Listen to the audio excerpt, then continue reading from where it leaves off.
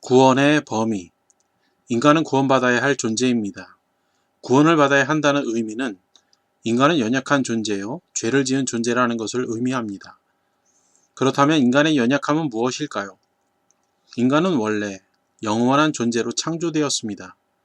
그런데 첫사람이었던 아담과 그의 아내 하와는 하나님께서 명하신 말씀, 선악을 알게 하는 나무의 실과는 먹지 말라, 내가 먹는 날에는 정령 죽으리라는 말씀을 어기고 불순종했던 것입니다.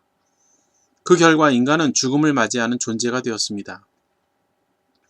죽음은 모든 인간에게 주어진 죄에 대한 형벌입니다. 그래서 모든 인간은 죽음에 대해 두려워하게 되었습니다. 또한 죄를 지은 존재라는 것은 인간은 모두 죄인이라는 것입니다.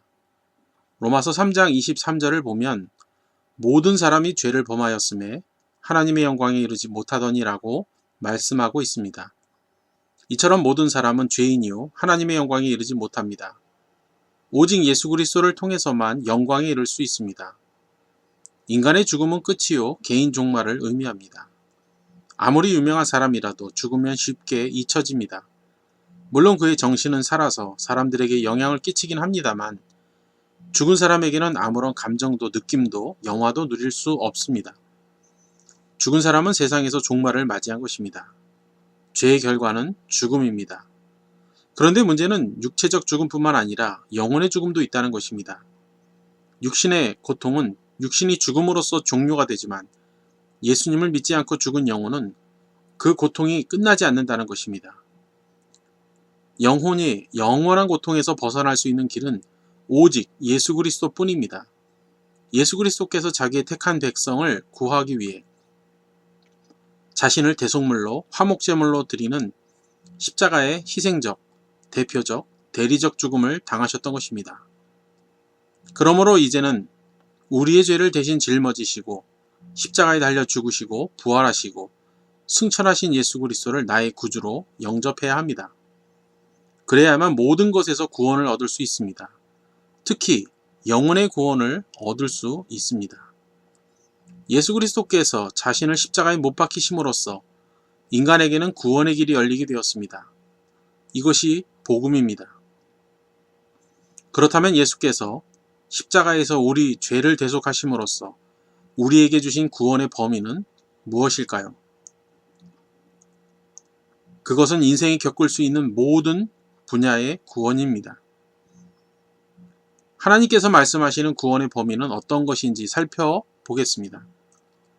먼저는 죄에서 구원하십니다. 로마서 5장 12절에 보면 한 사람으로 말미암아 죄가 세상에 들어오고 죄로 말미암아 사망이 왔나니 이와 같이 모든 사람이 죄를 지었으므로 사망이 모든 사람에게 이르렀느니라 라고 말씀하고 계십니다. 모든 사람은 죄인이기에 사망에 이르게 된다고 말씀하고 있습니다. 모든 사람은 이 사망에서 구원받아야 합니다. 사망에서 구원받으려면 사망을 이기고 승리한 자만이 구원할 수 있습니다. 그분이 바로 예수 그리스도이십니다. 마태복음 1장 21절을 보면 아들을 낳으리니 이름을 예수라 하라.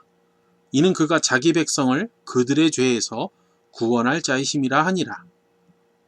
하나님의 아들 예수의 이름의 뜻은 자기 백성을 그들의 죄에서 구원할 자라는 뜻입니다. 예수께서 이 땅에 오신 목적이 분명히 드러나 있습니다. 인간을 자신들의 죄에서 구원하시기 위해서라는 것입니다. 첫 번째 구원의 범위는 바로 인간 자신의 모든 죄로부터의 구원입니다. 이것이 아주 중요하고 핵심적인 구원의 의미입니다. 두 번째 구원의 범위는 모든 질병에서 구원하십니다. 질병은 죄의 결과입니다. 이 말에 대해 주의해야 할 점은 질병에 걸렸다고 다 죄를 지었다는 의미가 아닙니다.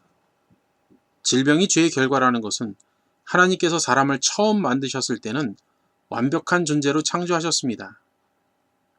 연약하거나 부족함이 없었다는 말입니다.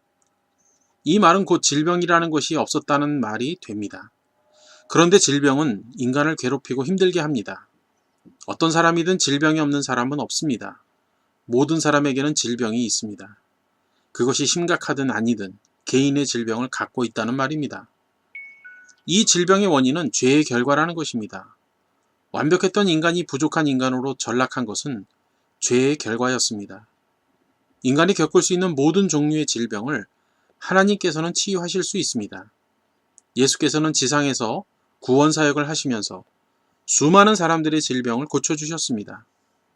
나면서부터 걸을 수 없었던 지체장애인, 또한 출생하면서부터 시각장애인이 된 사람, 12년을 혈루증을 앓았던 여인, 더 나아가 죽어서 냄새가 나는 나사로까지 모든 종류의 질병에서 구원하신 분이 바로 예수 그리스도이십니다.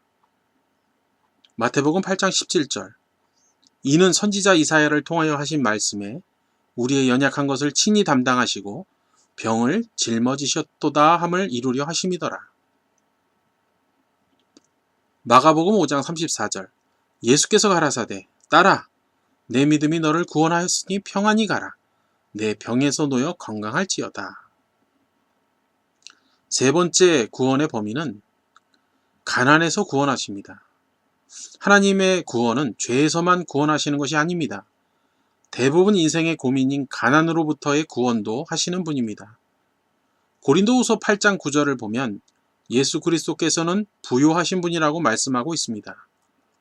고린도후서 8장 9절, 우리 주 예수 그리스도의 은혜를 너희가 알거니와 부요하신 이로써 너희를 위하여 가난하게 되심은 그의 가난함으로 말미암아 너희를 부요하게 하려 하심이라.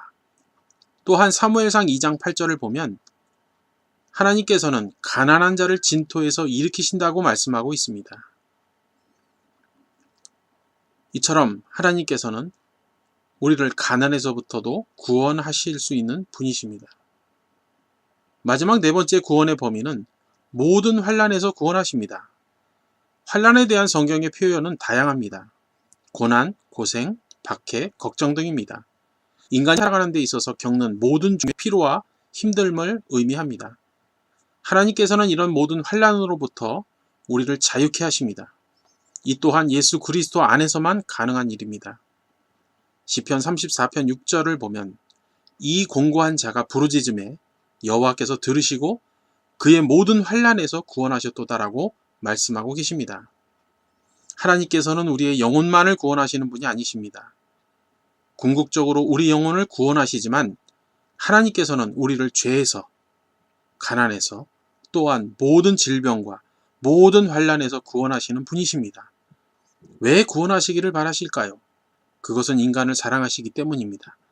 사랑하시지 않는다면 구원할 필요가 없겠죠. 히브리서 9장 7절을 보면 한 번 죽는 것은 사람에게 정하신 것이요 그 후에는 심판이 있으리니라고 말씀합니다. 그 심판에서 벗어나도록 기회를 주시는 것이 바로 구원의 초청인 것입니다. 하나님의 아들 예수 그리스도께서는 이처럼 우리 인생의 모든 삶의 범위를 통틀어서 구원하실 수 있는 분이십니다. 예수 그리스도를 구주로 믿고 구원받으시는 여러분 되시기를 간절히 바랍니다. 감사합니다.